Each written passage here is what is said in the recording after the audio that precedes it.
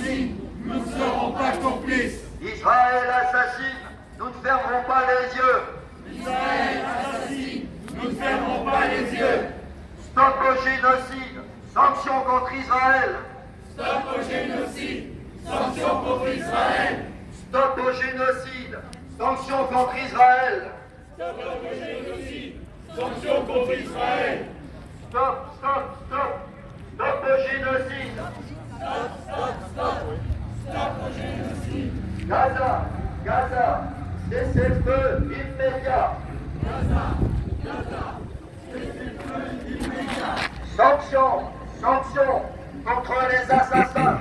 Sanctions, sanctions contre les assassins. Pas de paix sans justice en Palestine.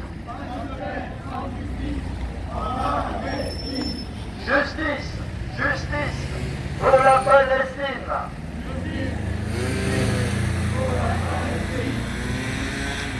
Voilà, donc avant de séparer quelques infos.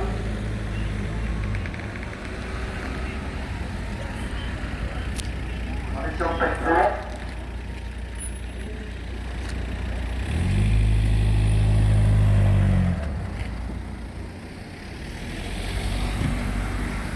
Alors, quelques infos qui, voilà, qui peuvent donner un petit peu de réconfort. Ça fait quand même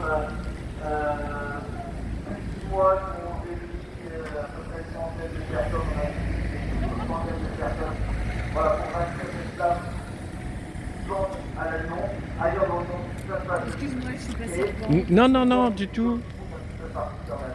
Le journal Haaretz cette semaine un rapport alarmant pour le succès du boycott des chercheurs universitaires israéliens dans les universités internationales. Le recteur de l'université Ben Gurion du Negev a déclaré qu'il est alarmé par les communications qu'il reçoit des recteurs d'universités éminentes qui refusent de collaborer ou qui ont annulé des accords de collaboration universitaire établis après des années de recherche commune. Voilà, selon ce rapport, l'absence de prise de position des universitaires israéliens contre la guerre en cours explique le boycott généralisé dont ils font l'objet. Les responsabilités de la recherche universitaire dans le domaine militaire nuisent à l'image des universités israéliennes, même lorsqu'elles travaillent sur la recherche contre le cancer. Ouvrez les guillemets. Le monde nous regarde et notre réputation a été entachée, conclut le recteur. Voilà, bonne nouvelle pour nous.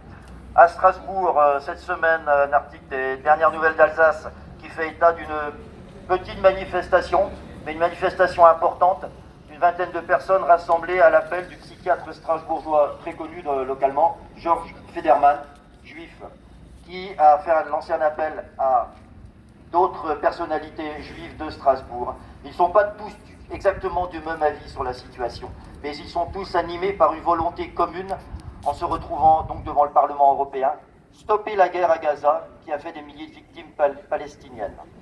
Donc il répondait à l'appel du psychiatre strasbourgeois Georges Yoram Federman, co-signé par une quinzaine de co-religionnaires, pour dénoncer, comme 200 ONG européennes avant eux, les accords d'association Union européenne-Israël et réclamer un cessez-le-feu. J'ai de la famille en Israël, dit l'un d'entre eux. Le massacre du 7 octobre a été un traumatisme pour la population, mais au bout de 6 mois, on ne comprend pas pourquoi cette guerre se poursuit. C'est François Kahn, journaliste à la retraite. Un autre dit « Israël devait riposter d'une manière ou d'une autre, mais le temps passant, il est clair que la manière dont il mène cette guerre est scandaleuse, dit le philosophe strasbourgeois Jacob Rogozinski.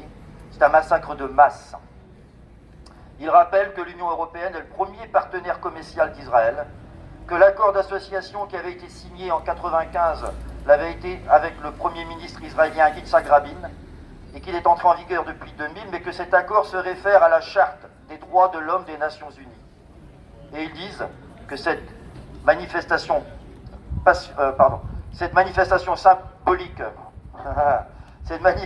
symbolique de citoyens juifs et non juifs rappelle que ces clauses ne sont plus respectées. Et donc il y a lieu de supprimer ces accords d'association Union européenne-Israël. Il n'est pas question, dit Georges Federman, il n'est pas question que la politique suprémaciste et raciste d'Israël soit menée en notre nom. Et Georges Federman se présente comme spécialiste de la Shoah à la recherche forcenée de chaque nom, de chaque matricule interné au camp du Struthof, camp de concentration en Alsace pendant la Seconde Guerre mondiale. Voilà, un autre condensé d'articles paru sur le site Common Dreams à propos de la mobilisation aux États-Unis.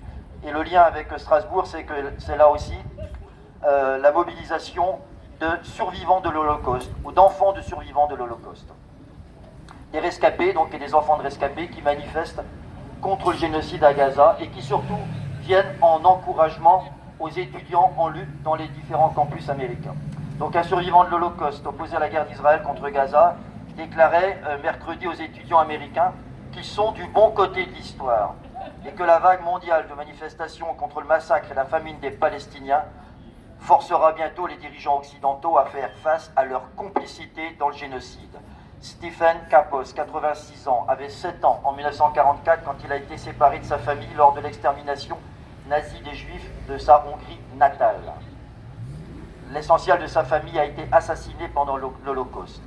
Kapos fait partie d'un petit groupe de survivants de la Shoah et de leurs descendants qui proclament leur désaccord avec l'utilisation de l'expérience de l'Holocauste comme couverture par les sionistes et l'État d'Israël. Ils font donc des manifestations en portant des pancartes autour du cou. Et sur les pancartes est écrit « Ce survivant de l'Holocauste dit de stopper le génocide à Gaza ». En tant que survivant de l'Holocauste, mon message aux courageux étudiants manifestants en Amérique est de leur dire de continuer, de ne pas abandonner. Les commentaires de Kapos ont été formulés au milieu d'une vague croissante de protestations étudiantes pro-palestiniennes, dont beaucoup, il faut le dire, sont dirigés par des juifs, sur des dizaines de campus universitaires et de collèges américains, alors que les souffrances à Gaza se poursuivent. Des étudiants américains ont donc établi des campements, organisé d'autres formes de protestation, dont certaines ont été brutalement réprimées par la police, qui a également attaqué et arrêté des journalistes et des passants. On parle il y a des arrestations par dizaines, voire par centaines dans certains cas. Et ce qui est intéressant, c'est de constater que le personnel politique, qu'il soit républicain ou démocrate, appelle à la fermeté contre ces manifestations.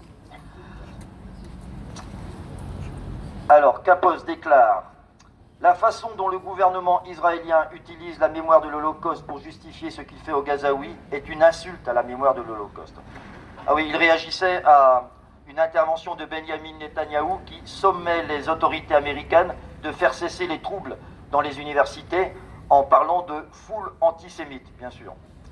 Voilà. Il dit, Kapos, qu'il proteste également contre l'amalgame entre judéité et sionisme, ce que l'État israélien fait depuis toujours et qui ne fait qu'augmenter l'antisémitisme. Il y a une question de responsabilité historique envers l'injustice et le génocide et le fascisme. Si vous êtes indifférent, si vous ne prenez pas position, vous aurez sans aucun doute une part de culpabilité.